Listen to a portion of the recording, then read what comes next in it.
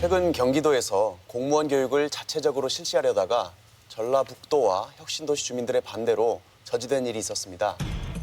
5급 이상 공무원 교육을 담당하는 지방자치인재개발원이 엄연히 전북 혁신도시에 있음에도 불구하고 이런 일이 발생했다는 데 도민들은 당혹감을 감추지 못하고 있는데요. 잊혀질만 하면 한 번씩 불거지는 전북 혁신도시 패싱 문제. 오늘 이슈 인사이드에서는 그 근본적 원인에 대해서 이야기 나눠봅니다.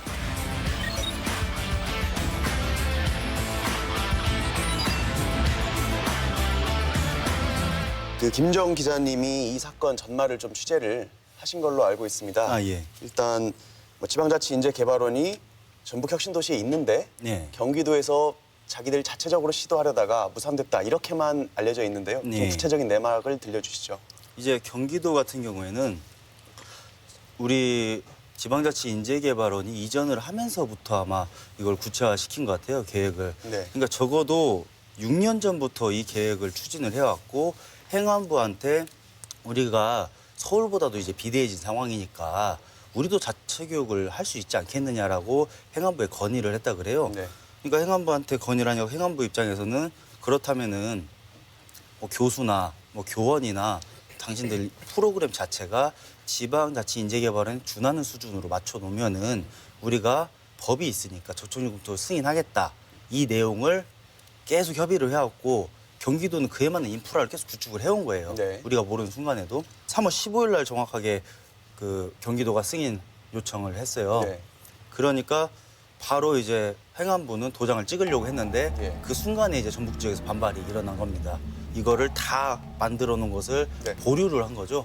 근데 자기들 말로는 이제 사실상 불어다 이게. 불어니까 안심하라. 네. 우리 측에는 그러고 경기도 측에는 보류잖냐. 불어가 아니다. 지켜보자 이런 상황이에요. 우리나라 그 지방공무원 교육훈련법 시행령 제10조 2항 1호를 보면 시도지사의 요청에 따라 행안부 장관이 필요하다고 인정하는 경우에는 자체적으로 이제 뭐 교육을 할 수 있도록 돼 있지 않습니까?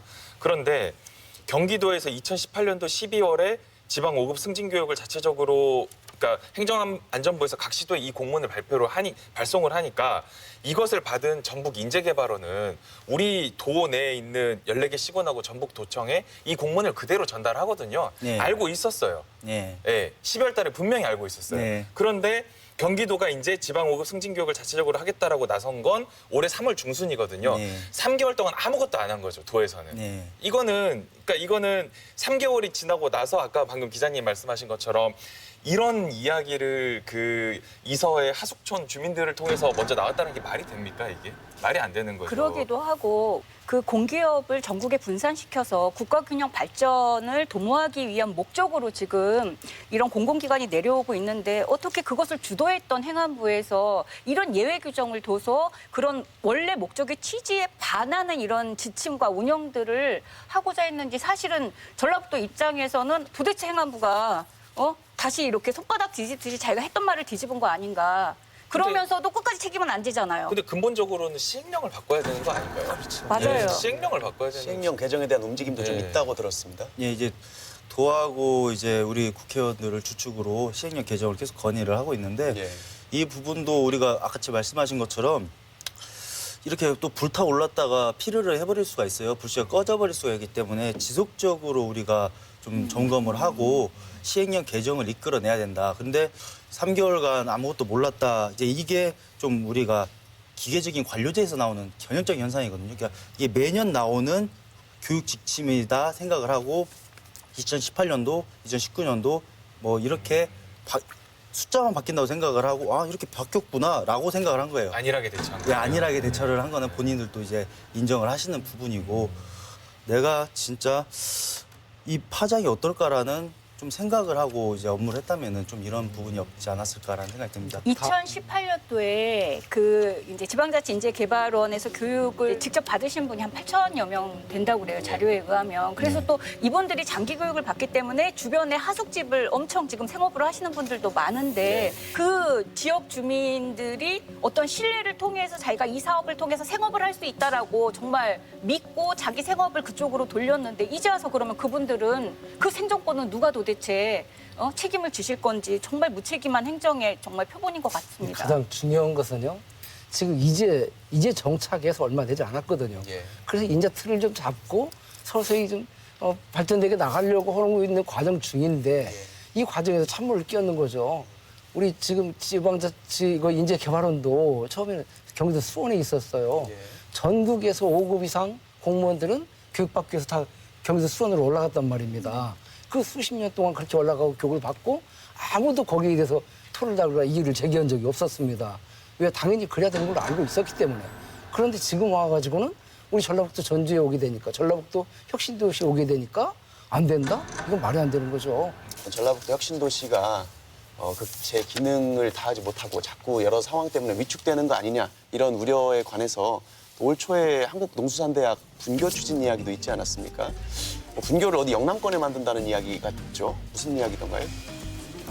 분교는 여러 이야기가 나왔어요. 보니까 우리 경상북도 합천군수께서 지방선거 때 공약으로 내걸었던 것 같아요.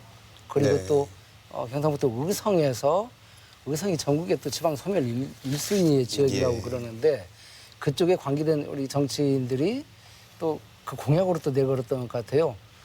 농산대학을 우리 분교를 만들어서 멀티 캠퍼스를 만들어서 여기다 유치하겠다. 예. 그런데 저희는 사실 거기서 그렇게 이야기해도 그 말이 되는 소리냐 하고 그냥 있었을 뿐이지 어떤 행동을 취하지 않았습니다. 예. 지금까지는. 그런데 공교롭게 저희가 작년부터 확인하고 점검을 해봤는데 벌써 한국농산대학 발전 방향 용역이라는 명목으로 용역을 진행을 1차 한 것이 있었어요. 예. 그리고 또 지금 또 국토부 주관으로 또 용역을 하고 있는 것도 있고 그러는데 그러면서 그 사람들은 벌써 그쪽에 이전할 준비를 분교를 만들어서 또 그쪽으로 옮겨놓을 준비를 하고 있었더란 말입니다. 발전 방향 용역에 분교라든지 외부 캠퍼스 설치에 대한 내용이 포함돼 있었다는 말씀이죠? 그렇죠. 또다시 어떤 것들을 또 빼가서 갖고 가겠다, 다른 데로 옮겨가겠다. 결국은 과연 정말 이게 지역 균형 발전을 하기 위한 그런 원취지와 맞는 행동들인가 하는 생각들을 다시금 하게 만드는 거죠. 예. 사실 또 작년에 저희 프로에서 다루기도 했지만 뭐 기금운용본부 관련해서도 뭐 논두렁본부다, 돼지 분뇨 냄새 난다 이런 식으로 중앙 뭐 보수지나 이런 데서 흔들기를 한다 이런 이야기를 했거든요. 근데 실제로 전북 혁신도시가 잘 하고 있는데 주변에서 이렇게 흔들어대는 것인지 아니면 좀 정말로 어떤 내부적인 문제가 있어서 타당한 비판과 지적을 받는 것인지 이 이야기를 좀 나눠볼 필요가 있을 것 같아요.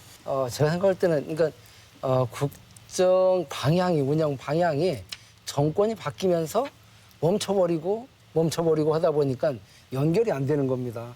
기존에 전 국토를 균형 발전시키고자 했던 그 우리 노무현 정권 때의 그런 방향들이 지속적으로 연결이 됐더라면 또 다를 거예요. 지금처럼 되지는 않았을 거라고 생각했거든요. 지금 한국농수산대학 같은 경우에도 총장님의 마인드 하나가 정말 많은 걸 바꿔버리고 있고 저 같은 경우도 올 2월 달에 사실은 우리 제 그냥 개인 명의로 총장한테 공문을 보냈습니다. 지금 이런 분위기가 있고 멀티캠퍼스를 만들어서 어떤 일을 하고자 한다는데 본의가 뭐냐, 당신들이 생각하고 있는 본의가 뭐냐 예. 하고 공문을 보냈는데 답이 온 게 아니고 사람을 보내왔어요. 그리고 그 사람을 통해서 제가 당신이 지금 문제 없다고 했던, 걱정하지 말으라고 했던 그 말을 그대로 공문으로 보내주시오. 보내주시면 됩니다 했는데 그분이 가서 그 이후에는 소식이 없습니다. 결국 당신들이 밖에서 소문처럼 흘러다니는 그 말이 사실이라는 걸 입증한 것이 되는 거죠. 결국 우리가 거기에 대해서 너무나 방관하고 있었지 않는가 하는 생각을 갖게 됩니다. 근데 이제 저 같은 경우는 조금 약간 다른 관점에서 보면 그 혁신도시의 최초 노무현 정권 당시의 그 취지는 참 좋은 정신 아닙니까? 사실.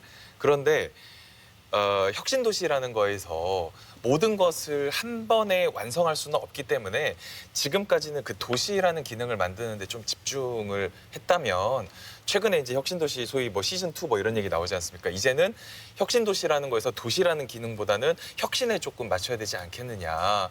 그러면 결국 혁신이라는 기점에 저희가 왜 그러냐면 혁신이 없으면 기존의 신도시하고 아무런 차이가 없는 거죠, 사실.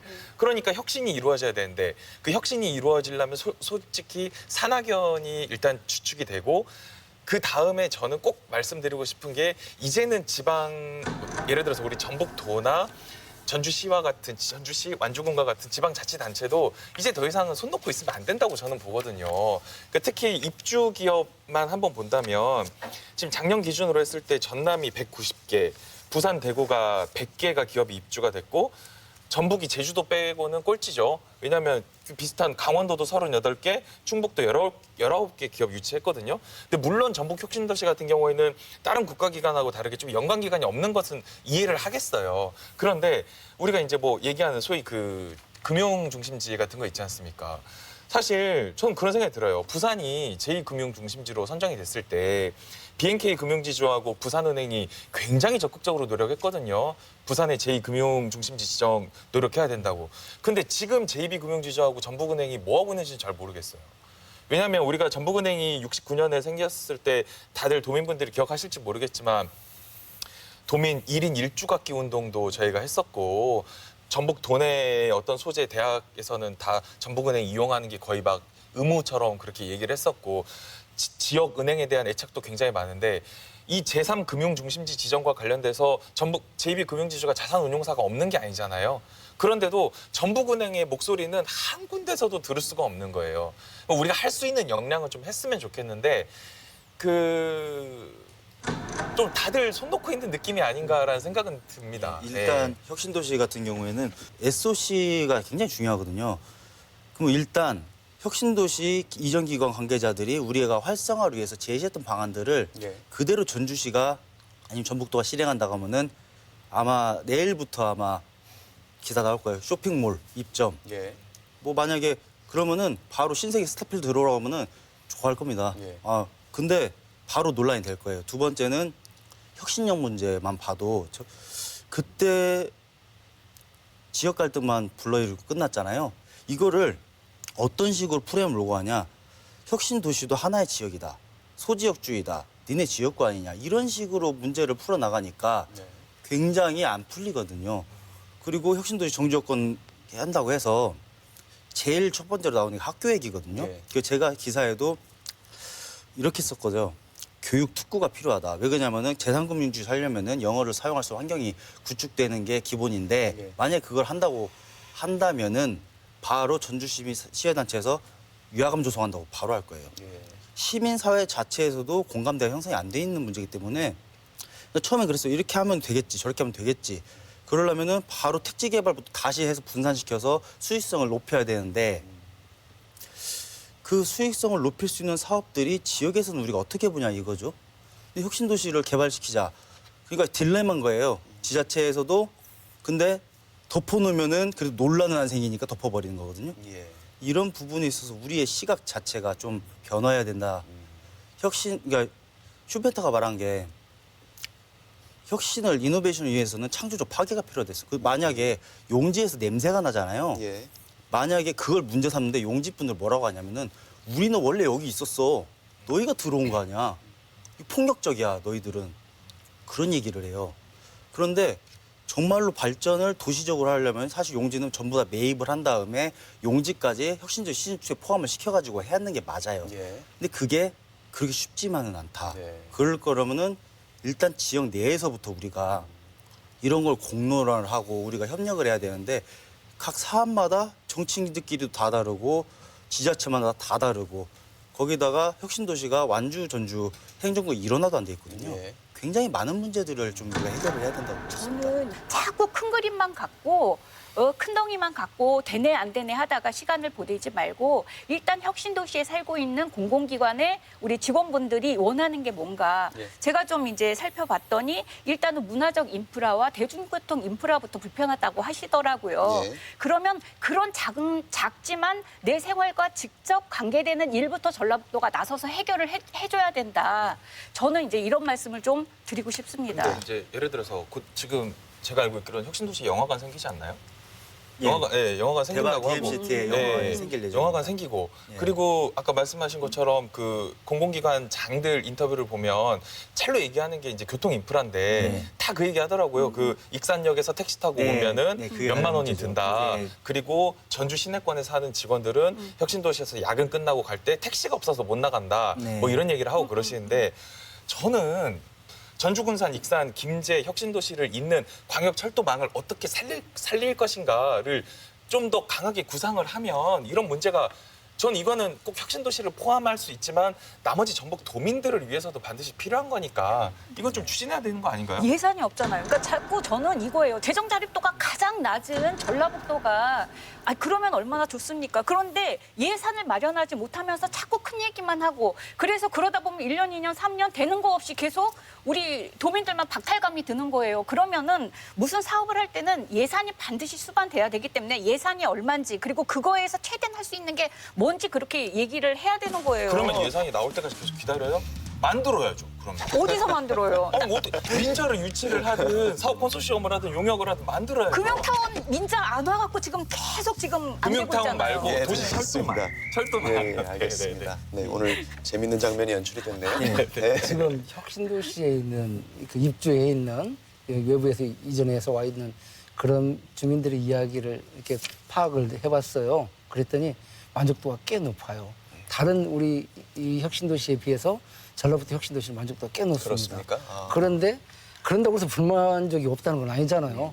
그러니까 이제 하나하나 개선해 나가는 과정이라는 걸 그렇게 보고 있는 겁니다. 우리가 또 다른 걸 지금 내밀고 있는 거죠. 자, 제3의 금융도시를 만들어야 되겠다. 또 여건이 만들어지고 있고 예. 만들어져 있다. 이런 거잖아요. 그러면은 지금 그것 또한 지금까지는 농생명만 이야기했을지언정 이제부터는 우리가 그런 여건이 있다는 것을 알려야죠. 그리고 더 붙이고 죄송합니다, 도현님. 여건이 만들어졌다고 하시는데 저는 금융타운 관련해서 무슨 여건이 만들어져 있는지를 모르겠어요. 지금 여건이라는 건 이제 아니, 기금운용 그러니까는 본부? 아니 글쎄요. 이걸 얘기하시는 걸까요? 그러니까 미스매치가 있는 거예요. 왜 그러냐면은 우리가 말하는 그러니까 그 사람들이 말하는 정주 여건은 수도권에 준하는 거예요. 그러니까 예.